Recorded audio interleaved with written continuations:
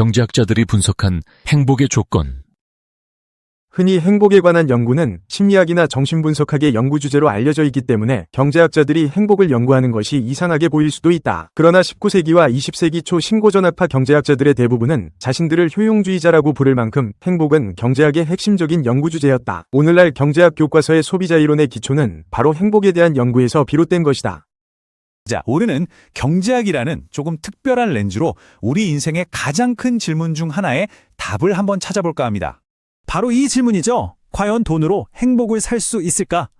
아마 한 번쯤은 다들 생각해 보셨을 텐데요. 여러분 생각은 어떠세요? 여기서부터 오늘 이야기를 시작해 보겠습니다.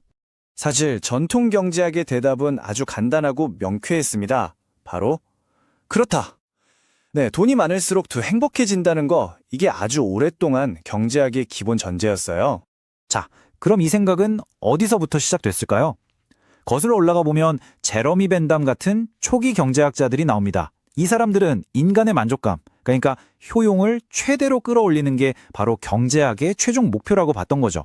이론은 아주 간단해요. 돈이 많아지면 우리가 할 수 있는 선택이 확 늘어나잖아요.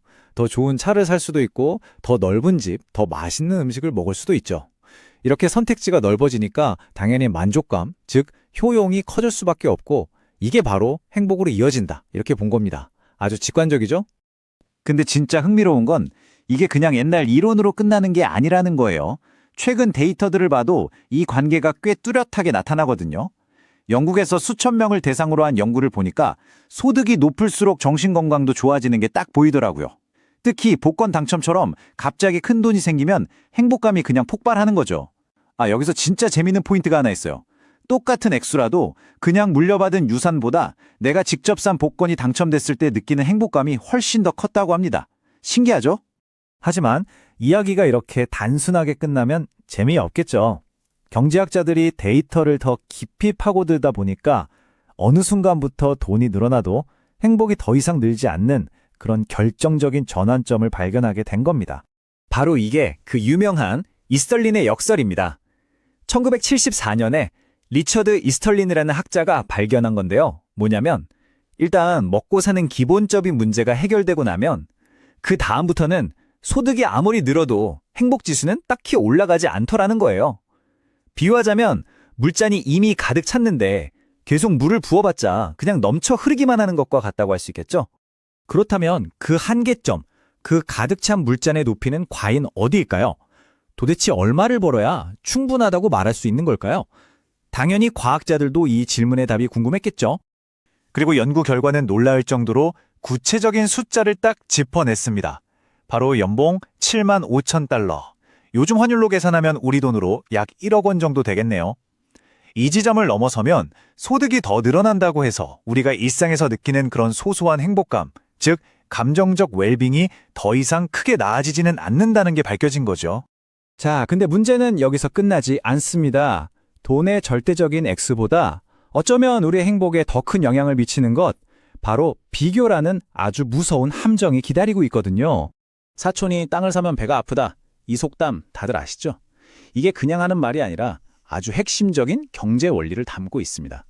우리의 만족감이라는 게 내가 가진 절대적인 양이 아니라 남과 비교한 상대적인 위치에 따라서 결정된다는 거죠. 자, 이 두 가지 상황을 한번 상상해 보세요. 두 경우 모두 내 연봉은 1억 원으로 똑같습니다. 그런데 A 시나리오에서는 동료가 5천만 원을 벌고 B 시나리오에서는 2억 원을 벌어요. 어떠세요? 아마 대부분 B 상황에서 훨씬 더 불행하다고 느낄 겁니다. 이게 바로 상대적 박탈감이라는 것의 무서운 힘이죠. 이렇게 끊임없이 남과 비교하다 보면 우리는 결국 쾌락의 쳇바퀴라는 것 위에 올라타게 됩니다. 말 그대로 쳇바퀴 위에서 달리는 것처럼 남들만큼 행복해지려고 계속해서 달려요. 그런데 문제는 남들도 다 같이 달리고 있다는 거죠. 그래서 결국 아무도 앞으로 나아가지 못하고 제자리에 머물게 되는 겁니다. 행복에 상한선이 있다는 것도 좀 씁쓸한데 심지어 부를 추구하는 과정에는 우리가 생각지도 못했던 비용까지 따라온다는 사실이 밝혀졌습니다. 한번 생각해 보세요. 늘어난 재산을 관리하느라 쏟는 시간과 에너지, 또 돈 문제로 친구나 가족과 관계가 틀어지는 경우도 있죠. 그리고 무엇보다 이 돈을 잃으면 어쩌나 하는 불안감. 이런 보이지 않는 비용들이 어쩌면 돈이 가져다 줄 거라 믿었던 행복을 다 갉아먹고 있는지도 모릅니다. 자, 그럼 이제 좀 희망적인 이야기를 해볼까요? 돈이 정답이 아니라면 진짜 행복으로 가는 길은 어디에 있을까요? 다행히 경제학자들이 데이터를 통해 그 새로운 길을 찾아냈습니다.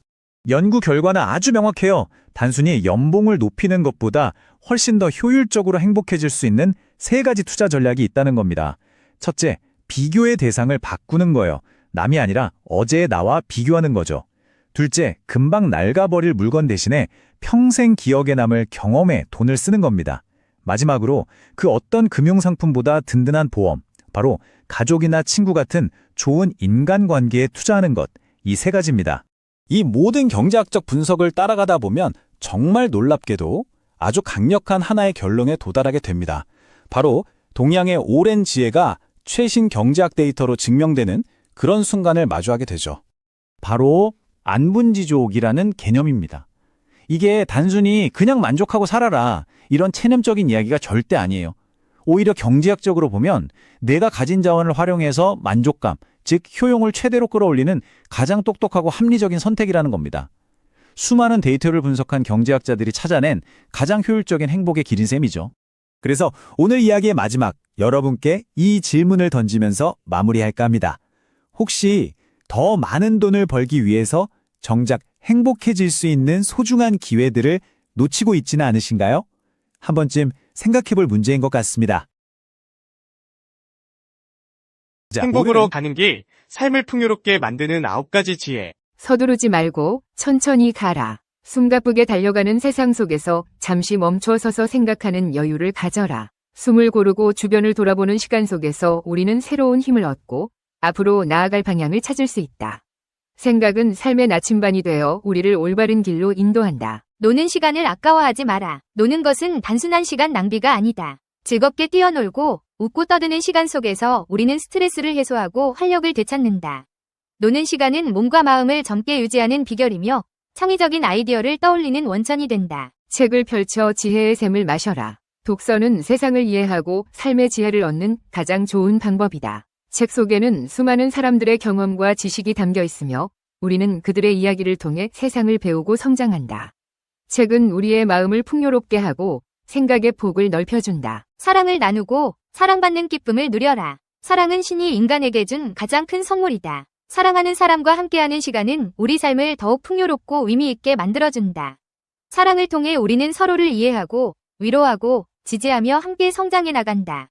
사랑은 삶의 가장 큰 행복이며 우리 존재의 이유이다. 평온한 마음으로 세상을 바라보라. 평안은 행복의 가장 중요한 요소이다. 마음이 평온할 때 우리는 세상을 긍정적으로 바라보고 작은 것에도 감사할 수 있다. 평안은 삶의 어려움을 극복하는 힘이 되어주며 우리를 진정한 행복으로 인도한다. 웃음은 영혼을 치유하는 멜로디. 웃음은 삶의 활력소이며 영혼을 치유하는 힘이 있다. 웃음은 스트레스를 해소하고 긍정적인 에너지를 불어넣어준다. 힘든 일이 있을 때도 웃음을 잃지 않는다면 우리는 어떤 어려움도 이겨낼 수 있다. 타인을 위해 시간을 내어라. 우리는 혼자서는 살아갈 수 없다. 서로 돕고 나누며 살아가는 것이 인간의 본성이다. 타인을 위해 시간을 내고 베푸는 것은 우리 삶을 더욱 가치 있게 만들어준다. 나눔은 기쁨을 배가시키고 세상을 더욱 따뜻하게 만든다. 노동은 삶의 가치를 높이는 행위. 노동은 단순히 돈을 버는 수단이 아니다. 노동을 통해 우리는 자신의 능력을 발휘하고 사회에 기여하며 자존감을 높일 수 있다.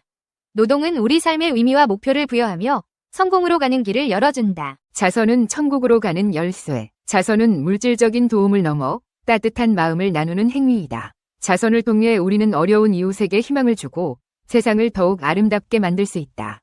자선은 우리 마음을 풍요롭게 하고 진정한 행복을 느끼게 해준다.